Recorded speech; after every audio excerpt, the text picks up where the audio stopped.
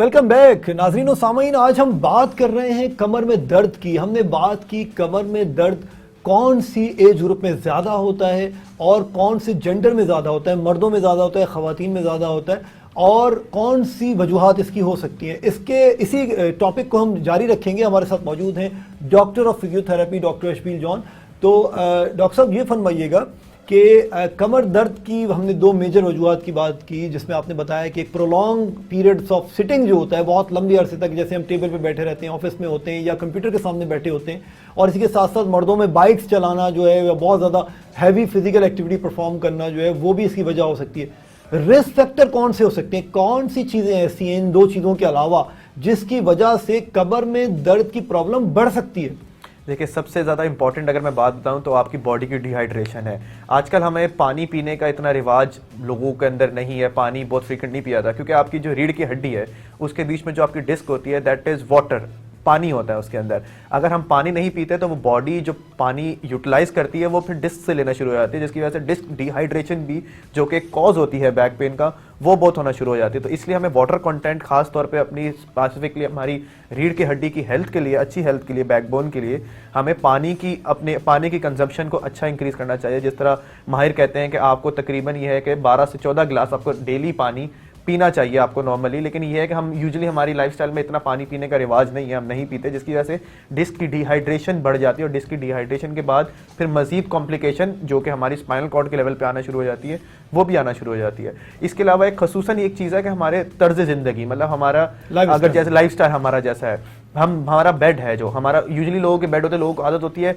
नरम गद्दे पे सोना, लेकिन नरम गद्दे की वजह से वो गद्दा दबने शुरू हो जाता है, जिसकी वजह से आपकी बैक जो एक एस शेप होती है वो सी शेप पे चली जाती है, और उसकी मैकेनिक्स चेंज होते हैं हमारी रीढ़ की हड्डी के। तो इसलिए माहिर डॉक्टर ये भी कहते हैं आपको कि अगर आपको कमर के दर्द का मसला है तो आप किसी सख्त चीज पे सोएं, या तो आप जमीन पे सोएं। फर्श पे सोना क्या ज्यादा? फर्श पे सोना बिल्कुल बहुत ज्यादा। अगर आपको फॉर एग्जाम्पल कोई हार्ट के इश्यूज नहीं है या कोई आपको स्ट्रेस और ज्यादा कोई इश्यूज नहीं है आपको, तो फर्श पे सोना तो माहिर डॉक्टर जितने भी सर्जन थे वो सर्जरी के बाद रिकमेंड करते हैं कि आप किसी हार्ड तख्त पे या हार्ड सरफेस पे सोएं। इसलिए आजकल बहुत सारे जो मैट्रेस के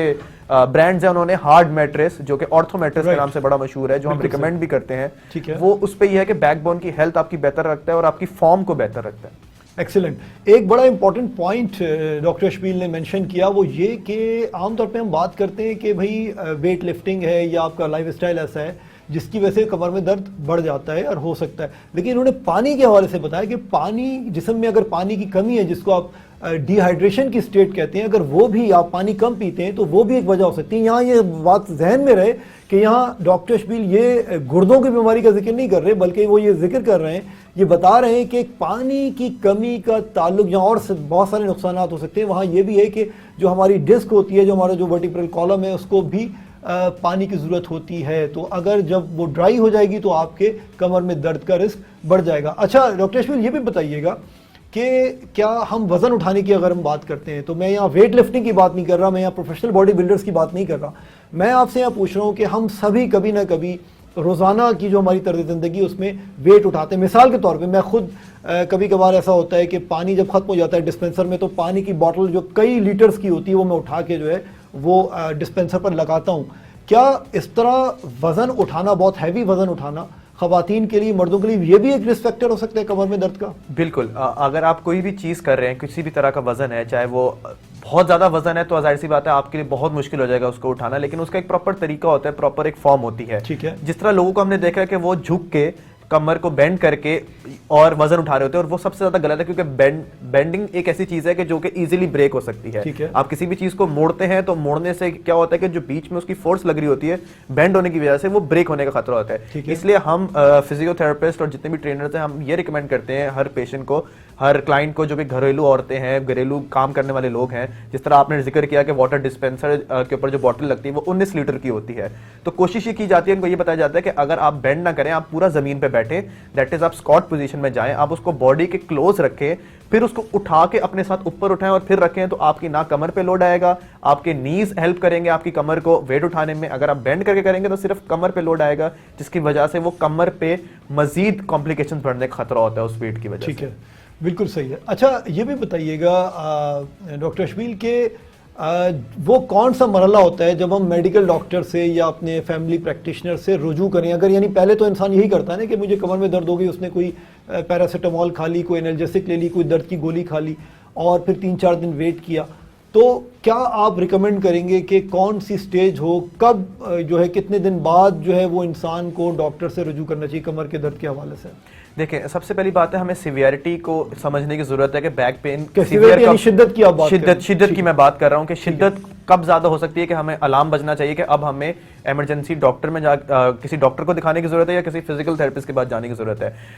यूजुअली हम एक टर्म बहुत ज्यादा सुनते हैं जिसको हम स्पैज्म कहते हैं। स्पैज्म हमारी बॉडी का एक प्रोटेक्टिव फिनोमिना है कि जिसके अंदर मसल इंजर होने से अपने आप को बचा के वो एक जगह पे इकट्ठा हो जाता है, सख्त हो जाता है, जिसको हम स्पैज्म कहते हैं। स्पैज्म यानी आसान लफ्जों में ये हम चिक आने की बात कर रहे हैं, मोच आने की बात कर रहे हैं। बिल्कुल स्पैज्म हम बात करें, बेसिकली हमारा मसल जो है उसके अंदर ऐसी सोजेज आ जाती है कि वो सख्त हो जाता है, जिसे हम कहते हैं कि मेरा मसल बहुत ज्यादा ना हार्ड हो गया, मेरा बहुत ज्यादा सख्त हो गया और दर्द कर रहा है। वो बेसिकली प्रोटेक्टिव फिनोमेना होता है हमारी बॉडी का, ये बता रहा होता है आपको कि भाई अब इसको बहुत ज्यादा मूव ना करो, इसमें दर्द हो रही है। तो आपको बेसिकली रेस्ट एडवाइस थोड़ी देर के लिए किया जाता है कि आप इसको या तो किसी भी हीट या कोल्ड थेरेपी से आप इसको रिलैक्स करें और फिर आप रेस्ट करें और फिर आप काम करें। लेकिन अगर आप किसी वजूहात की वजह से, किसी आपकी ऐसी एक्टिविटी की वजह से आपको ऐसा लग रहा है कि आपके पैर सुन हो रहे हैं, आपके पैरों में जान नहीं है, आपको खड़े होने में तकलीफ हो रही है, आपको बैठने में तकलीफ हो रही है, तब आपको जरूर अलार्म बजना चाहिए, क्योंकि ये जिसको हम अर्कुल निसा कहते हैं, शियाटिका, ये वो चीज बनने जाती है कंप्रेशन की वजह से।